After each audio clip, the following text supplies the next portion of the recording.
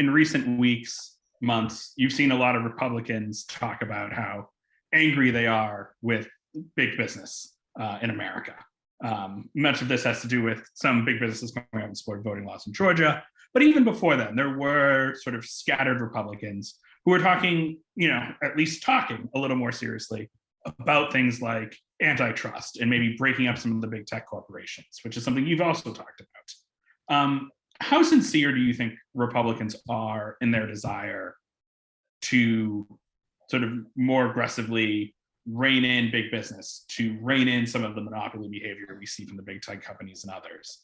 I mean, do you think that this is actually an area where there is bipartisan agreement between, someone like you and, say, Senator Hawley, to actually get something done here? Or do you not sort of trust Republicans on that front yet? Look, I don't know, but actions speak louder than words.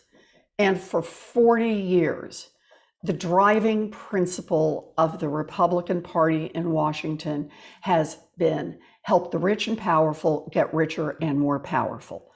And that's not an abstract proposition. They've done it over and over. What's their answer to every problem that exists? Cut taxes. And what's been the consequence of that? It has helped the rich get richer. And what's been item number 2 on their agenda?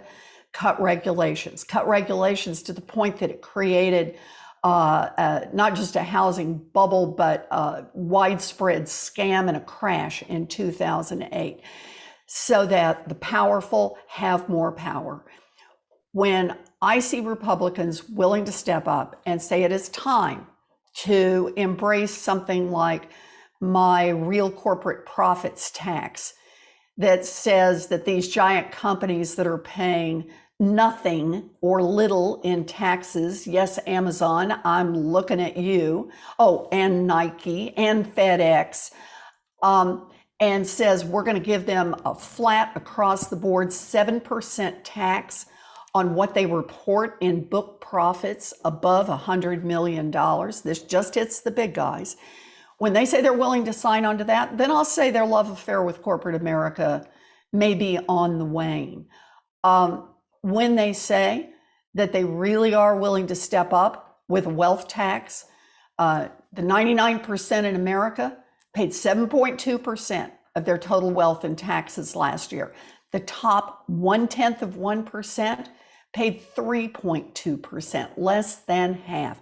A 2-cent wealth tax on fortunes above $50 million, a little bit more if you're a billionaire, that would produce $3 trillion in revenue. It would produce an opportunity to invest in childcare and early childhood education for all of our babies, cancel student loan debt, make college debt-free for everyone, a chance to invest in housing, a chance to invest in America. When they say they're ready to get on board with something other than helping the rich and powerful get richer and more powerful, then I'll believe them. But up till then, it just sounds like a lot of words. Would you be willing to work with someone like Senator Hawley if he did come to you with what you thought was a really good proposal on antitrust? Or do you think someone like that, with the role he played on January 6th, some of the other senators who voted to overturn parts of the election results, do you think Democrats need to, sort of shun those people and not work with them? Is that a red line for you, so to speak? Honestly, what those people did on January 6th says so loud that they don't believe in basic democracy. And they've never backed off from that in a meaningful way. I don't know how we go forward under those circumstances. I don't know what it means for them to come down every day in the United States Senate, having done their best to knock the legs out from underneath our whole democratic structure. And then I just make a separate point about this conversation around around where Senator Hawley has gone with this. He talks a big game on tech, but the problem of power that is lodged with the giant corporations is important in big tech, but much more pervasive throughout our economy. We need strong enforcement of current antitrust laws.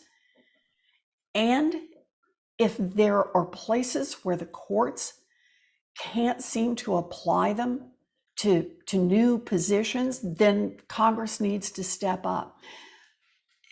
This is why the DOJ position, the Assistant Attorney for Antitrust, is so important. You know how I feel about personnel as policy.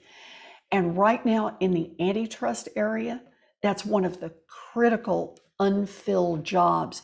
And we need someone who has the courage and the vision to get out there and enforce the current laws on antitrust. And yeah, that means big tech, but it means a whole lot more. Big ag, big pharma, let's keep it going.